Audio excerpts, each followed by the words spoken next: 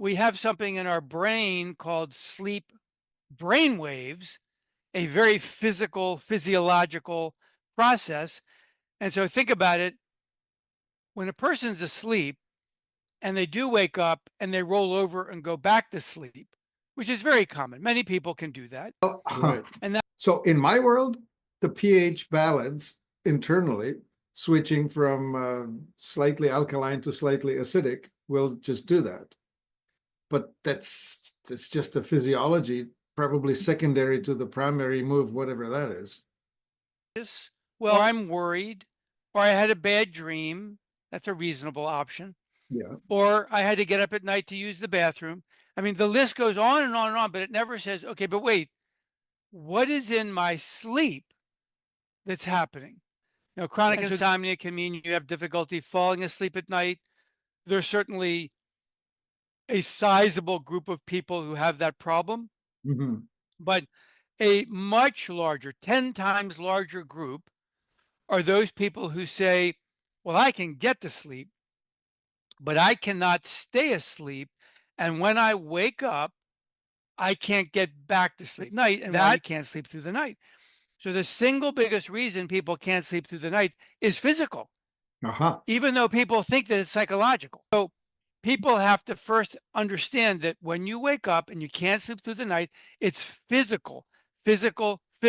Why would you go from being asleep to being awake? In other words, there are certain things you can think of. You say, well, I could have had a bad dream. Certainly that could have aroused my system.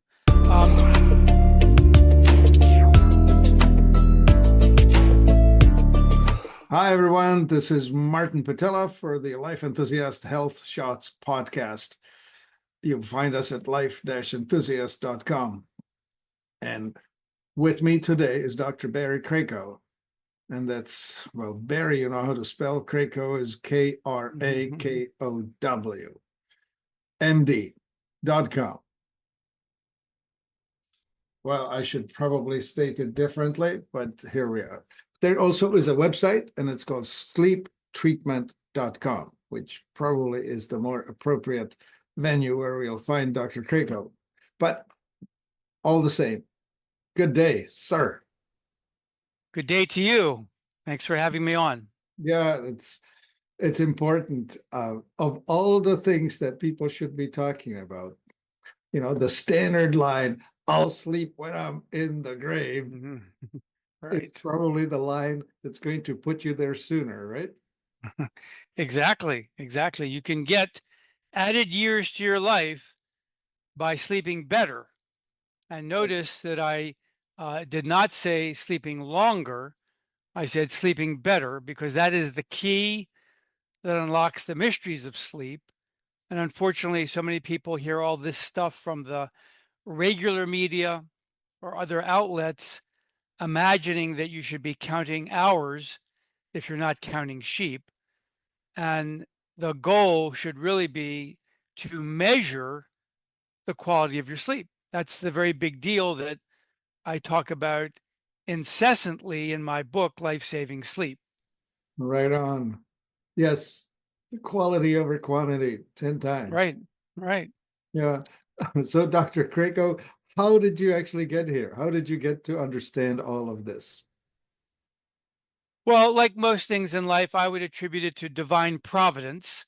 I got started in the late 1980s working with a group of psychiatrists, very serendipitously, to my way of original thinking, but obviously the creator had something in mind for me. And so we were working on a nightmare treatment program, and I got involved with it, and that led me into the field of sleep medicine. So by the mid 1990s, I was a full-time sleep doctor in clinical sleep medicine. And even before that, I was a full-time sleep medicine researcher. And so I've been doing those two things ever since. So a lot of background, seen lots and lots of research subjects, lots and lots of research patients, and of course, thousands of clinical patients. Right. And have learned a tremendous amount about how sleep is currently greatly misunderstood by most healthcare professionals and even most wellness experts.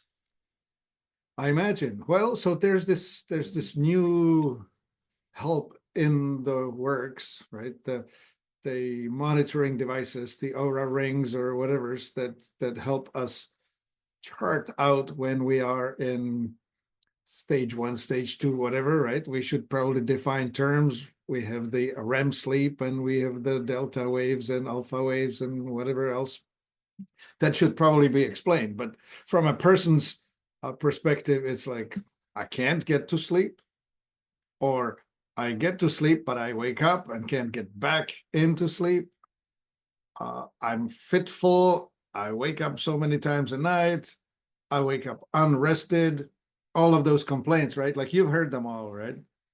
Well, the single greatest complaint across the world, across cultures, across domains, anything you can think of, is I can't sleep through the night. It is the single most common sleep problem. And amazingly, people want to look every other place besides their actual sleep physiology as to what is causing that problem. Instead, they want it to be something like, well, I've been stressed out, or I've been anxious, or I'm worried, or I had a bad dream. That's a reasonable option. Yeah. Or I had to get up at night to use the bathroom. I mean, the list goes on and on and on, but it never says, okay, but wait, what is in my sleep that's happening? And so that means what people are neglecting through no fault of their own, they haven't been educated this way. We have something in our brain called sleep brain waves, a very physical, physiological process. And so think about it. When a person's asleep and they do wake up and they roll over and go back to sleep, which is very common, many people can do that. Right. And that tells you that they were what? Sleepy. They woke up, but they're still sleepy, so they went back to sleep.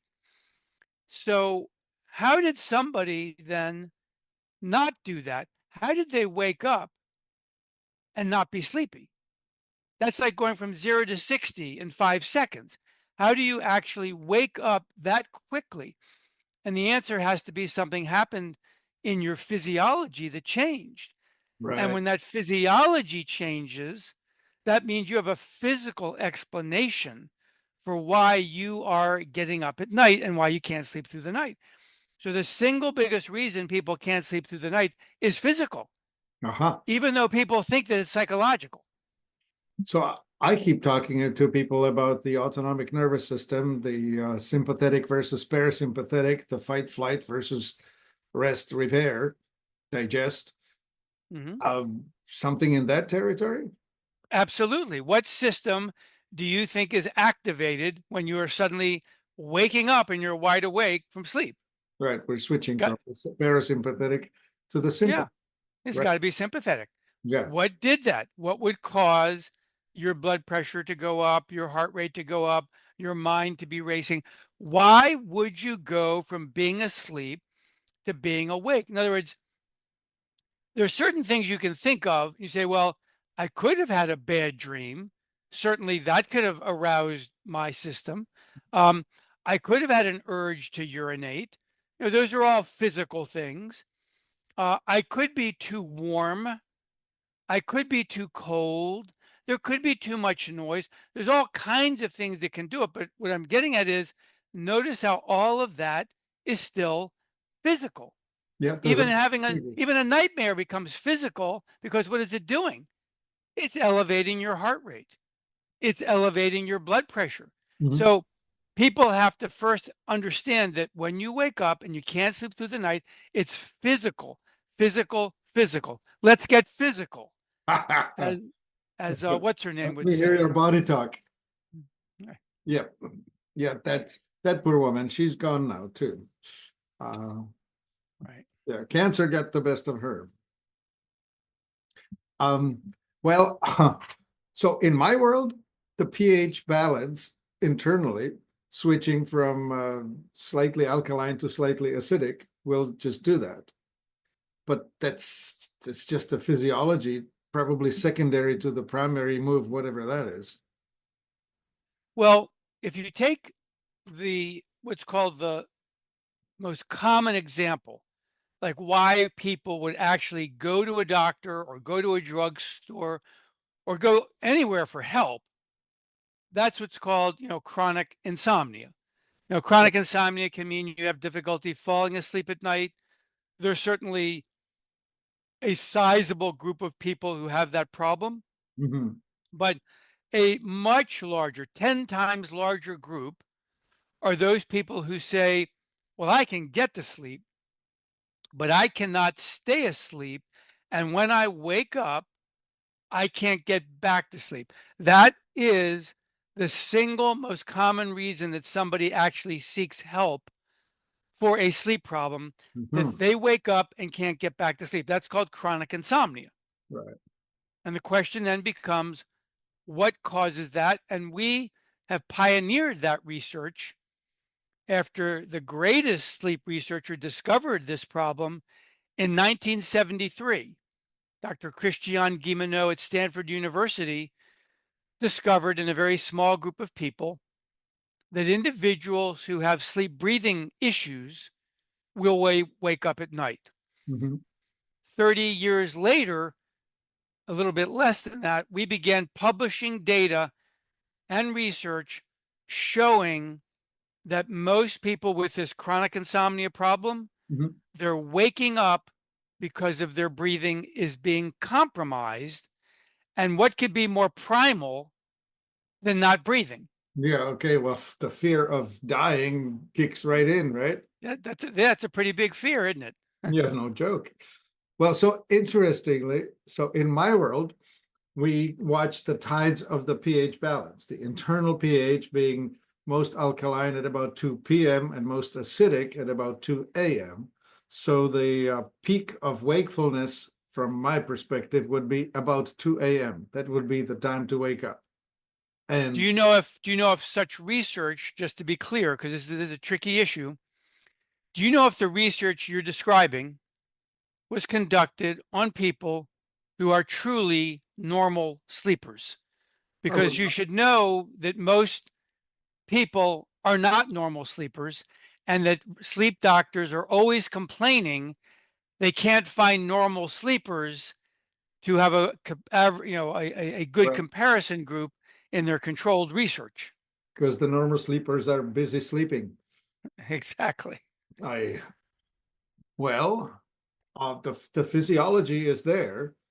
What I would speculate about is well, again, my world, we talk about metabolic typing and we talk about the people who are alkalized by fats or alkalized by carbs. That's the Right. oxidizers versus the autonomics. And if you eat a dinner that's going to shift you toward being more acidic, you're more likely to wake up. So, in that research, have you found that people have changed their diet and all of a sudden the complete absence of awakenings occurs? Yeah, they get better. They stop complaining. They sleep. That's great. That's great to know. Yeah. Yeah. Most times it's not enough fiber, not enough fat, but that's just because it's more common. Yeah. So, again, do you know if those individuals otherwise had other sleep issues? For example, did you know that waking up at night to use the bathroom is actually abnormal? And most people think that it's normal because everybody does it. Right. And I think it's the older people that do it. I do it to myself when I eat foods that are less compatible with me, like eating to my blood type, for example. I know that chicken's more irritating to my body than lamb, for example. So if I give myself a chicken dinner, I'm going to wake up in the middle of the night because I will have some histamines that are going to wake me up. Right. Right. Yeah. So I see you're going down the metabolic pathway. So let me give you one to think about. Yeah. Are you aware that when a person has a sleep breathing issue, it actually causes the release of the body's own natural diuretic so that the kidneys make more urine during the night Hmm. And so you end up getting up to use the bathroom to pee. Hmm. And therefore, if you treat the sleep breathing disorder, you stop getting up at night to Yeah, pee. that's awesome. So I'm thinking again, so breathing is how we eliminate carbon dioxide, which is how we eliminate the acidity of the carbonic acid from the body. So, Right. And CO2 builds up right. in the brain Yeah. in somebody with sleep apnea. Which, yeah, I'll start calling it the carbonic acid, the acidity, the pH shift, and all of that. So there Right. probably is a great overlap between what I have learned in my thinking all about the pH and food and that sort of thing, and what you have been researching that relates to breathing. So let's Right. just add. So an example of that, just to see if we're on the same page. I don't know if you have this experience, but many people with sleep apnea have morning headaches. It turns out they also may be susceptible to other headaches, Yeah, but in general, if you treat the sleep apnea, the headaches go away. yeah. Now, do you know what the headache is caused by? The CO2 buildup in the brain causes the vasodilation of the blood vessels. Hmm. And now you get this throbbing of blood pressure Right. in your brain. And most of those headaches go away within the first hour or two of waking up if you have sleep apnea. But if you treat the sleep apnea, Hmm. you never even get the headache.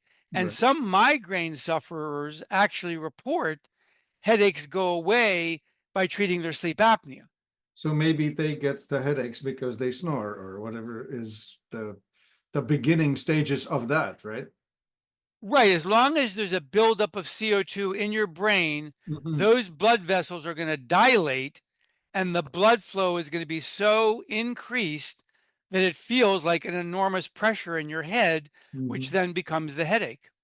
Yeah, I feel that way when I don't sleep enough. Like if I, for reasons unknown, don't give myself enough time to sleep, I'll wake up feeling like a hangover. And I've demonstrated that I can get a hangover without alcohol just by not That sleeping, lots of bad things happen when you don't sleep. right? And lots of bad things happens when you do sleep, but it's not good quality sleep. All right. So let me just allow you to explain it your way because I'm just learning what you've got, but I should let Oh. you have that Well, I taste. enjoy the conversation. I appreciate learning as well.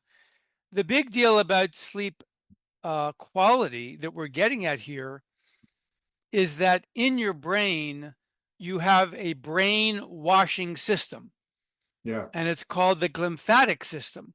Only It, recently discovered, right? it's a recent discovery, yet all sleep doctors who really were doing research and understood what was going on with sleep knew 20 or 30 years ago there had to be something going on in the brain doing this. Right, But it was only 10 or 12 years ago that Dr. Nedergaard, I think, was the one who discovered the glymphatic system. right, And that system washes away toxins best when you're sleeping and best when you're in deep sleep.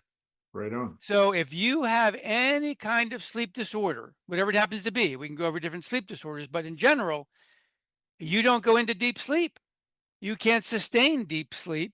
You Right, can't sustain consolidated sleep, continuous sleep. All kinds of things are disrupted. And that means that glymphatic system is not working. And that's one of the reasons you wake up in the morning and feel like crap because your brain did not get washed. right. And of course, if you sustain that, you're going to age faster, lose your function, you lose your ability, and all manner of terrible things happen to you. Listen, the big ones that are really obvious are you're going to develop high blood pressure, which then goes on to develop, heart disease. You're going to develop cognitive deficits. You'll have very obvious problems with memory, learning, attention. You'll walk into the doctor's office and they'll say, oh, well, you're just getting older. They won't even ask you whether you have a sleep problem or not. If they ask about a sleep problem, it's not going to be in depth. Some doctors are catching on, some are referring, patients for sleep testing, but an enormous number of people need sleep tests. Anybody who's interested in their health and has a question about whether their energy level is too low, whether they're aging too fast, whether their cognition isn't that good, whether their endurance and stamina isn't where they want it to be. Those are all big red flags that something is probably going on with the sleep. And Right. there's only one way to find out. Some people can use the wearables that you talked about. You can get some baseline information. Those wearables are going to get better and better through the years and be able to actually diagnose people. Right now, we still need to do some more formal testing, but a lot of that testing can be done at home, and we can find out very quickly if there is a sleep quality problem, most commonly caused by a sleep breathing disruption. All right. So, well, so we hear the talk about sleep hygiene, as in make the room dark, make the temperature come down, go regular, go to sleep early rather than late. Those would be the baseline things, right? Right, Don't right, look at blue screens before you go to bed. right. So in this book, Right. I talk about, and I've got another book, by the way, coming out next month, All right. and it's called An Advanced Guide for Sleep Hygiene. And the name of the book is Fast Asleep. What I'm getting at here is sleep hygiene is a very, very uh, overused term Hmm. that often leads people down a pathway that doesn't work. But Hmm. let me give you the caveat.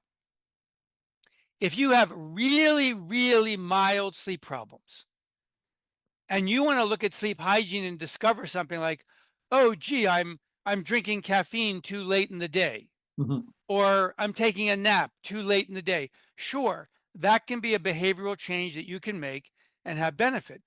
But many people latch onto sleep hygiene because they think, well, I read about this all the time and maybe it's going to work. Well, it often doesn't work. Not only does it not work, but it can actually make things worse because the person doesn't understand there's a lot more going on. Yeah. The one that I hate the most is um, get a regular bedtime. Really? Tell that to an insomniac who's trying to get to sleep and doesn't know how to fall asleep. They can't get a regular bedtime. And so it's maddeningly frustrating to them Mhm. to hear that instruction because they think, well, if I could get a regular bedtime, you don't think I would get the regular bedtime? So that's one of the reasons I wrote the second book, Fast Asleep, which is coming out in May. But my point is that sleep hygiene can be absolutely invaluable once you've dealt with sleep quality issues. So, for example, when you take the typical sleep apnea patient who also has, and this is my background, insomnia, PTSD, anxiety, depression, all these really complex comorbidities. Right. When we help those patients, we first got them using a PAP machine and not CPAP, by the way. We didn't use CPAP, it's a very outdated system. We had these more advanced PAP machines that are called bilevel. Once they got a very good response on the bilevel, then the conversation of sleep hygiene meant so much more to them. And they could apply sleep hygiene steps with using the bilevel. And that combination was terrific.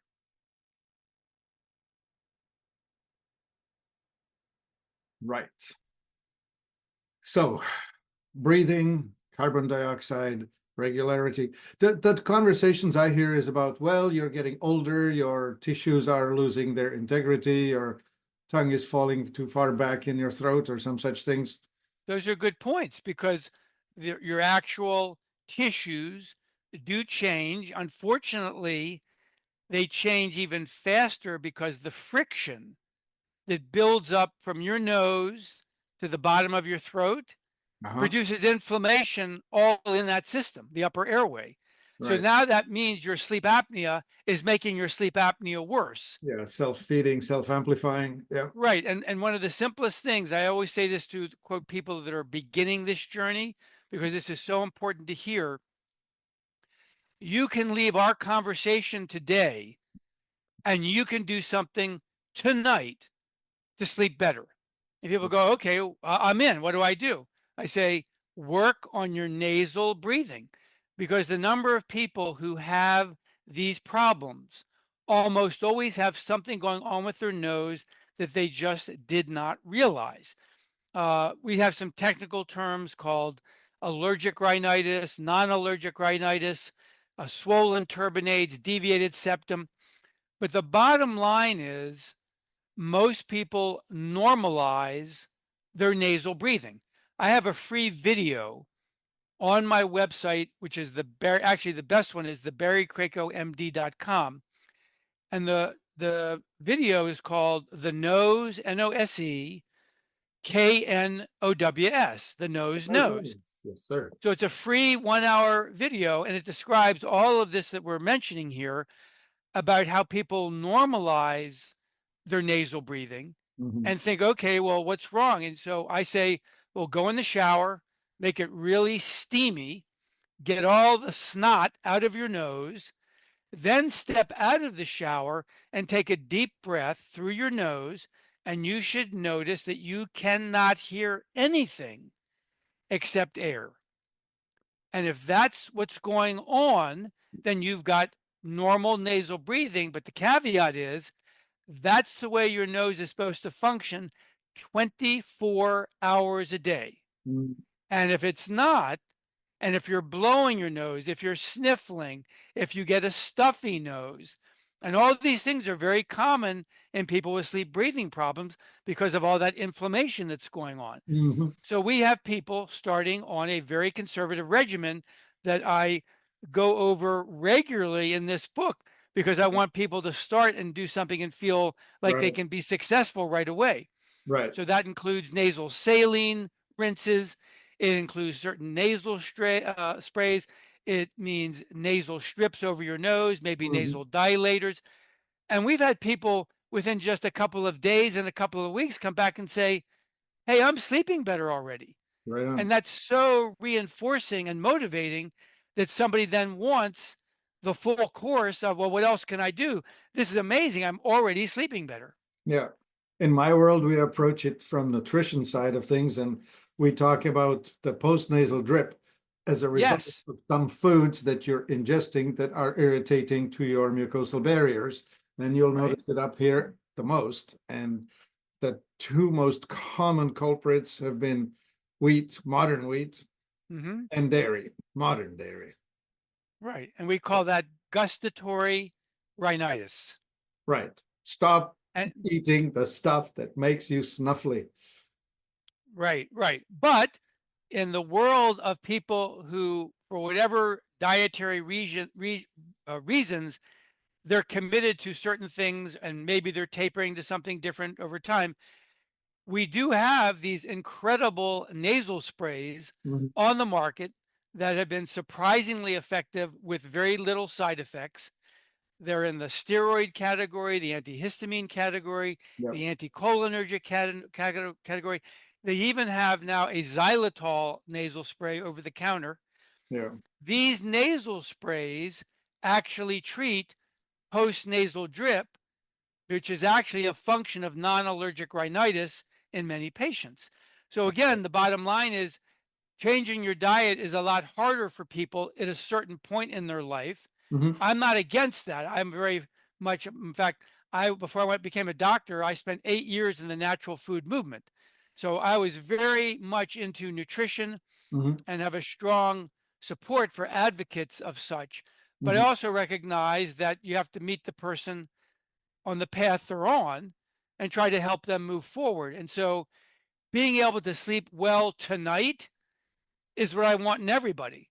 Yeah. Because when you start sleeping well, you're going, oh, this is a big deal. Like, this is something I really want to invest in. Yes. Makes sense that way. And yeah, of course. Yeah, xylitol.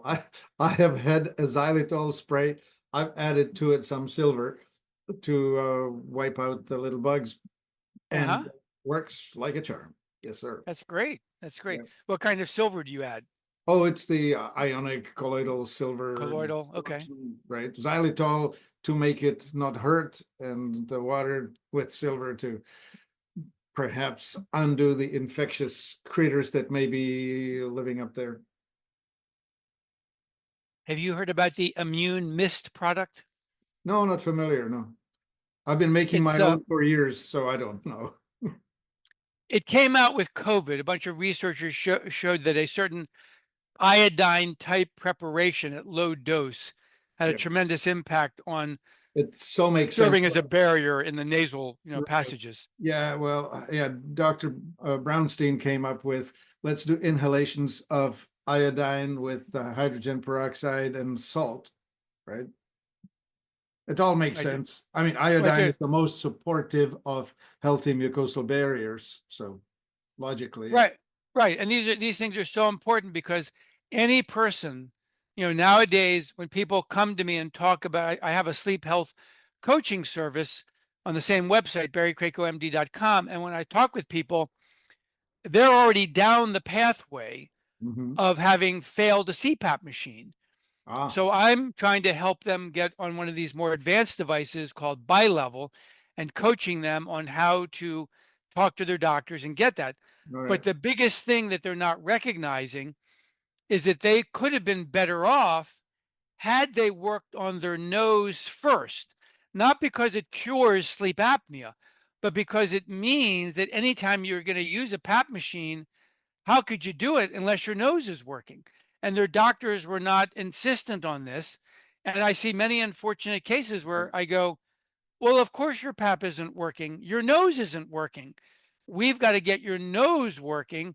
Then you can go back and see how the PAP can work for you.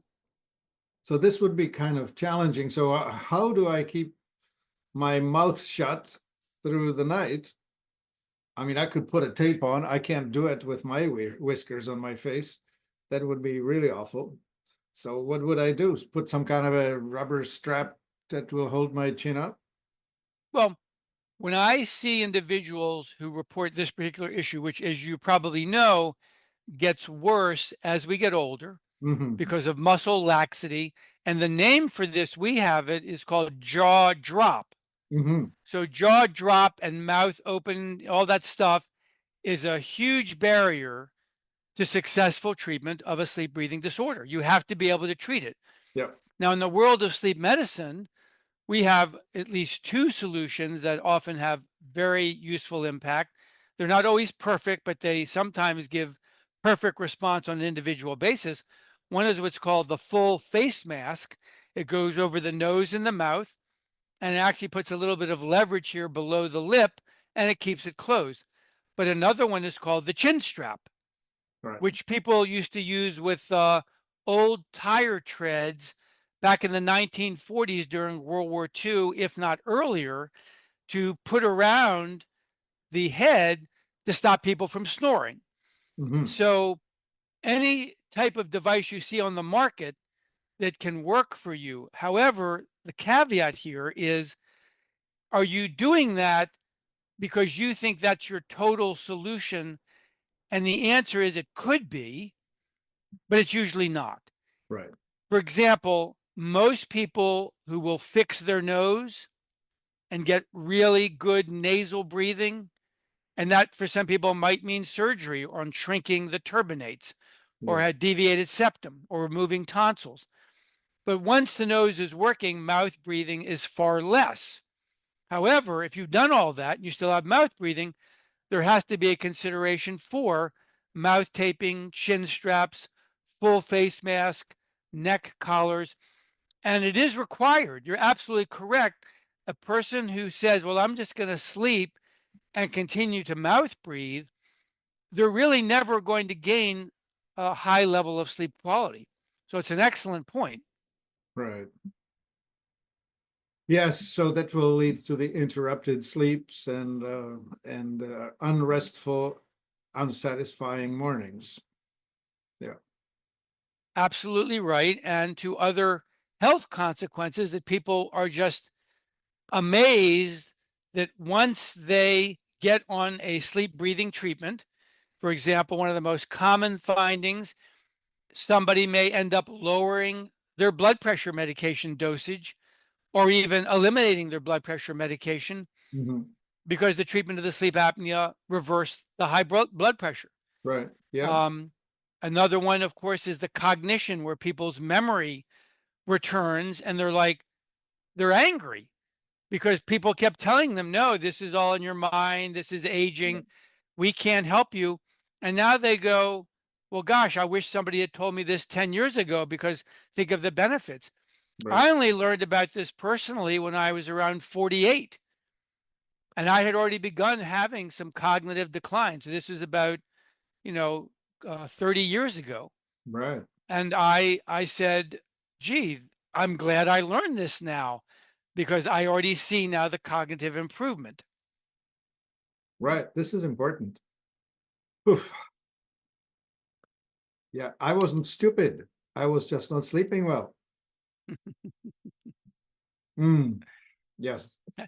Well, do you realize, if you want to think about just total foresight, futuristic planning, imagine that they figured out all the kids in grade school that have sleep apnea and they treated them.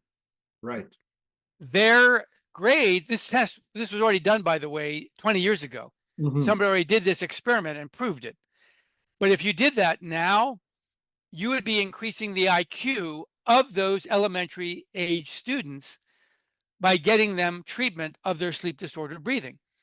And you can imagine what that would do to society if it means helping all of those kids learn how to read, Yeah. and learn how to read better and faster, Yep.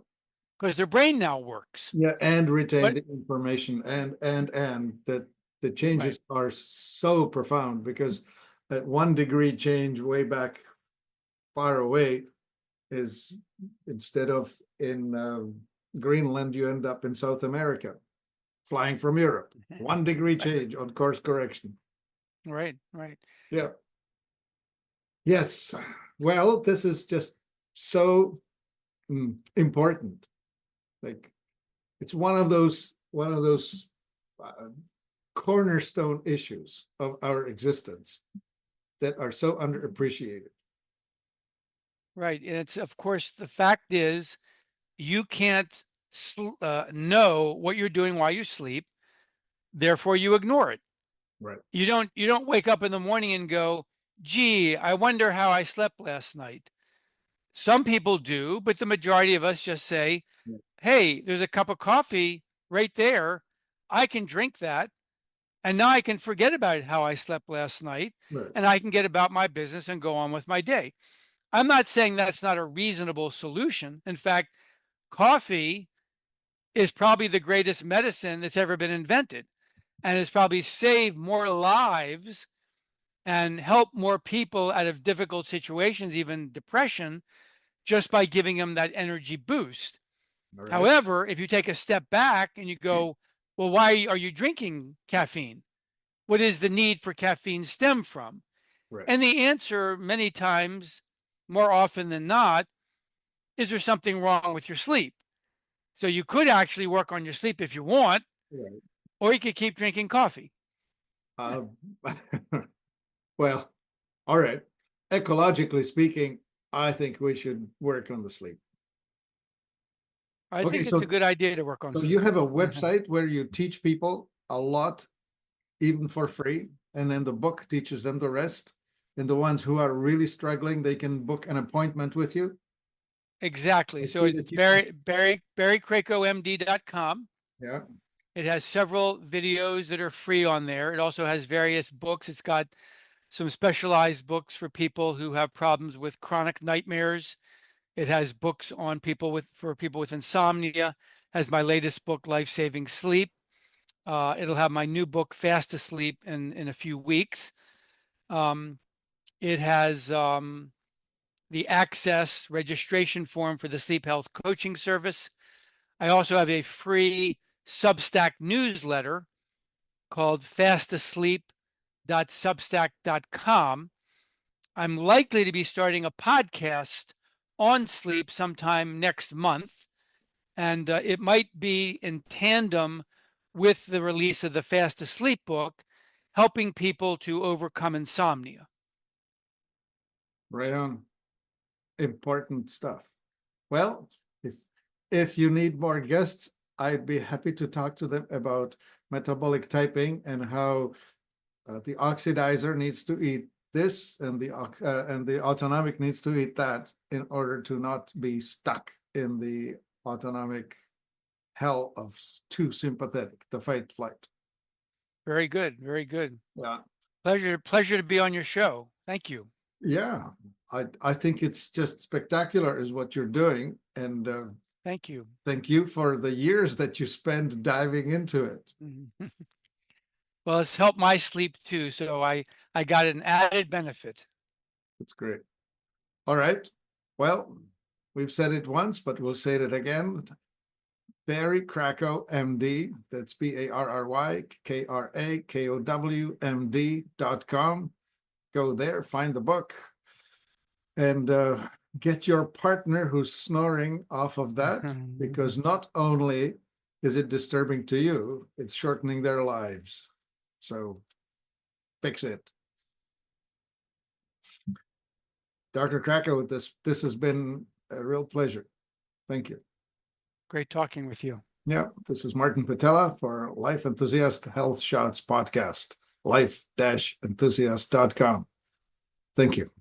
My body's a temple, but the walls are cracked. Stuck in the rubble of the years I've stacked. Stagnation in my veins like a river to the dust. Toxic whispers in the wind, but I gotta rebuild. I must.